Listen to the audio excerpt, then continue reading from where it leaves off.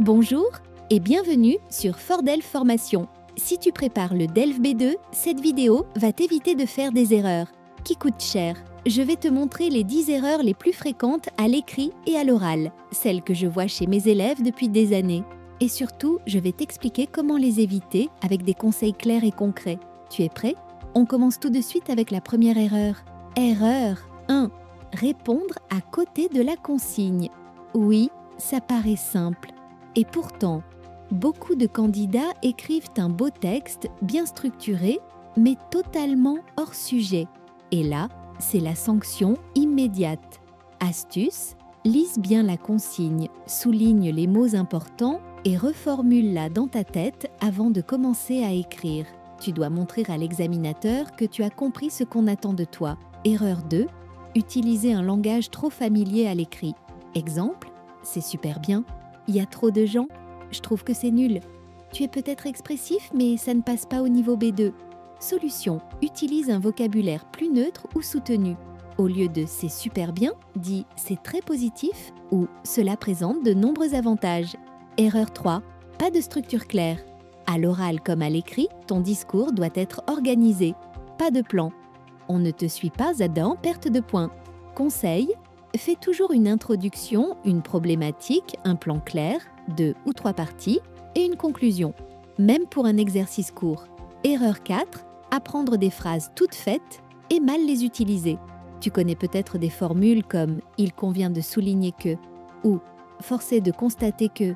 C'est bien si tu les maîtrises, mais si tu les places n'importe où, ça fait robot. Astuce. Apprends quelques phrases utiles, mais comprends bien leur sens et utilise-les naturellement. Erreur 5. Des phrases trop longues, mal ponctuées. Tu veux impressionner?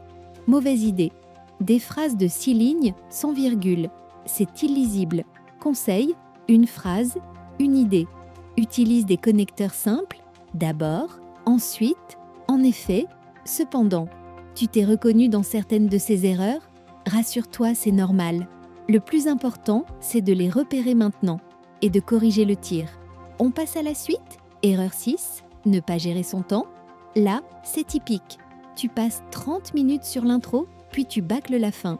À l'oral, tu parles trop longtemps sur le premier argument et tu n'as plus de temps pour conclure.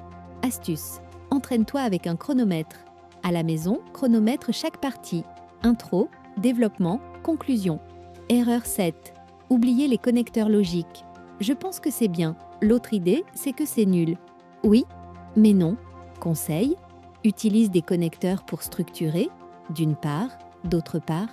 Par exemple, en conclusion, ils sont attendus au niveau B2. Erreur 8, confondre les niveaux de langue, trop soutenus à l'oral. Permettez-moi de vous faire part de mon humble opinion, dont non mes opinions. Trop familier à l'écrit. Franchement, c'est naze. Rappel, à l'écrit, vise un style neutre ou formel. À l'oral, sois spontané mais correct. Erreur 9, trop de fautes de grammaire. Même avec de bonnes idées, les fautes d'accord, de conjugaison ou de syntaxe font baisser la note. Ce qu'il faut revoir en priorité. Accord du participe passé. Subjonctif, présent versus imparfait versus passé composé. Fais des quiz, relis tes productions et surtout, demande des corrections. Erreur 10. Ne pas donner son avis personnel. Attention, au niveau B2, on attend une prise de position claire. Exemple, je pense que cette mesure est utile car...